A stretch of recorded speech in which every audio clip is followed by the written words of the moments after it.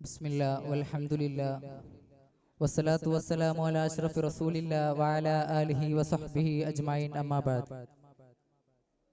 ഏറ്റവും ബഹുമാനാദരവുകൾ നിറഞ്ഞ ശൈഖുനാ ഉസ്താദ് അവറുകൾ, മറ്റു എൻ്റെ ശബ്ദം ശ്രവിക്കുന്ന നല്ലവരായ മുത്തഅല്ലിം സുഹൃത്തുക്കളെ, അസ്സലാമു അലൈക്കും വറഹ്മത്തുള്ളാഹി തആല വബറകാതുഹു.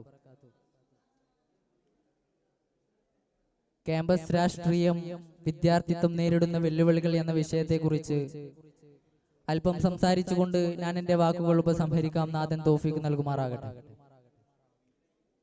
പ്രിയ സദസ്സരെ, വിദ്യാർത്ഥി വിപ്ലവം നയിക്കുകയല്ല, വിദ്യാർത്ഥി തന്നെ വിപ്ലവമാണ്. പ്രശസ്ത ചിന്തകൻ മിഷേൽ ഫൂക്കയുടെ വാക്കുകളാണിവ. ഇതിന്റെ അടിസ്ഥാനത്തിൽ ക്യാമ്പസ് രാഷ്ട്രീയത്തെ വിലയിരുത്തുമ്പോൾ ചില ചിത്രങ്ങൾ ആവശ്യമാണ്. ആ ചിത്രങ്ങളിൽ ജർമ്മനിയുടെ നാസിസത്തെ തകർത്തെറിഞ്ഞതിന്റെയും ലാറ്റിൻ അമേരിക്കൻ സ്വാതന്ത്ര്യ സമരങ്ങളുടെയും പാഠങ്ങൾ നമുക്ക് പറഞ്ഞു തരുന്നുണ്ട്. പ്രതിഷേധങ്ങളെ വാളും തോക്കും നുണകളും പ്രയോഗിച്ച് തുരുത്താൻ ശ്രമിച്ചപ്പോൾ വൈറ്റ് റോസ് പംലെറ്റ്സ് എന്ന ചരിത്രം കൊണ്ടാടിയ മഹാപ്രസ്ഥാനം ജർമ്മനിയിൽ പിറവികൊള്ളുകയായിരുന്നു. അതിലൂടെ ഷോഫിഷോളും നാസിസത്തെ ചോദ്യം ചെയ്യാൻ കൽപ്പുള്ള ആശയങ്ങളും ഉയർന്നു വന്നുകൊണ്ടിരുന്നു. ആയിരങ്ങൾ വിമോചനത്തിന്റെ ഉണർച്ചയിലെത്തുമെങ്കിൽ ഞാൻ മരിച്ചാൽ എന്ത് എന്ന് ഷോഫിഷോൾ എന്ന പെൺകുട്ടിയുടെ ചോദ്യം ഹിറ്റ്ലറുടെ ആശയത്തിന്റെ അടിവേരളക്കിയിട്ടുണ്ടാകണം. ലാറ്റിൻ അമേരിക്കൻ വിദ്യാർത്ഥി മുന്നേറ്റങ്ങളുടെ ചരിത്രവും സമാനമാണ്.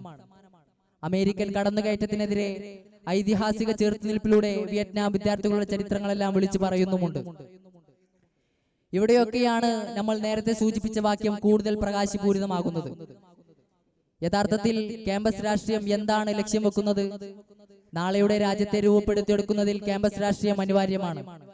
അതിനാൽ തന്നെ ഇന്ത്യയിൽ അങ്ങുമിങ്ങോളം ക്യാമ്പസ് രാഷ്ട്രീയം ഇന്ന് ചർച്ച ചെയ്യപ്പെട്ടുകൊണ്ടിരിക്കുന്നു.